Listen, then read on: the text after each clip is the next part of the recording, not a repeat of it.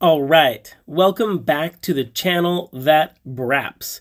So we just put together a nice hot rod FD3S based motor that's actually going into an old Mazda pickup. And so you can see we've actually put a early 12A front cover onto a US spec FD3S block. And this is a pretty normal conversion. So you can actually mount the motor off of the old style front covers, which if you go back to the 1979 to 1985 Mazda RX7s, they were all mounted off the front cover. It's not the strongest way to mount, but it is totally fine, and it has been done time and time again. So let me talk a little bit about what is in this build. It is a street port FD3S motor. We kept the 93 to 95 spec rotors.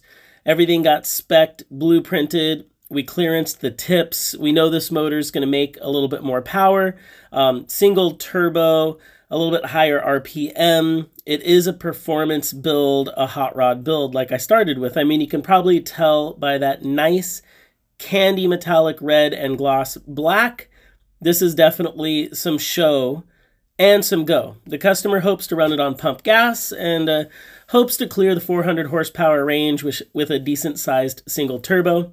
We did try to maximize intake airflow and exhaust airflow with a KMR street port intake and basically street port, racing street port exhaust.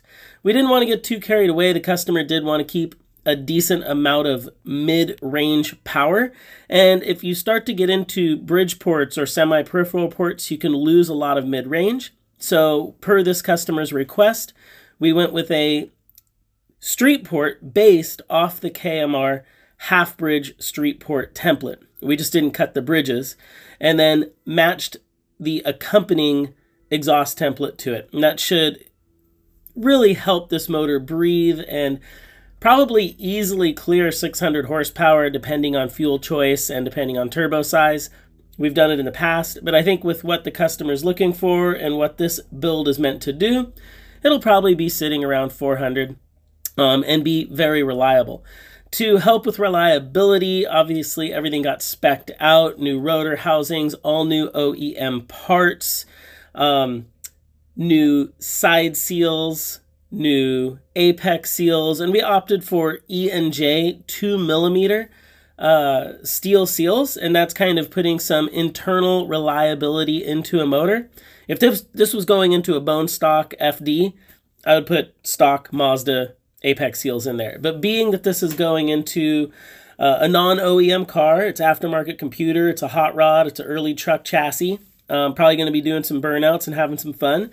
We opted to put some protection inside the motor by using the non-breakable, non-shatterable under detonation E&J seals. And we like the traditional 93 based sizing and two-piece design because there are a lot of options out there. So basically with increased performance, we wanted increased reliability. So a combination of new parts, aftermarket parts, and proper specs and assembly have brought this old FD motor back to life in a whole new way.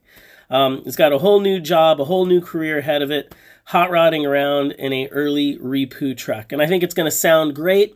It may not brap as hard as a half bridge or a Bridgeport or semi-peripheral, but I think the drivability, the mid-range power, and ease of operation when it comes to tuning and owning is a little bit greater when it comes to the street port design, hence the name street port. It's a very streetable motor. So shout out to Mazda Tricks for all the parts. DNA Garage got their hands in this one, and KMR Build. So I really appreciate everybody watching the channel, asking questions about the builds, the cars, the Formula Drift program. We try to get into the technical aspect of these motors as much as possible. So if I'm not mentioning anything, definitely ask. This motor did get all new bearings. We were able to reuse the stationary gears, the side plates, the eccentric shaft. We did bump up oil pressure, polished the shaft, clearanced the tips. and basically blueprinted the motor. It's not an extreme build. It doesn't always have to be an extreme build. Reliability isn't always extreme. Like I said, this one's more a combination of quality OEM parts, quality aftermarket parts, and a nice balanced turbo intake assembly. All right, I think that is about a wrap. I'm actually tired. We've been working really hard at the shop.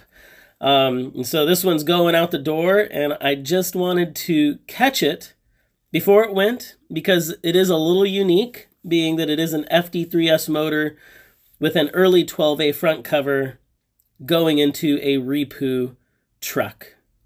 That's a lot of fun right there. I wish that was my motor.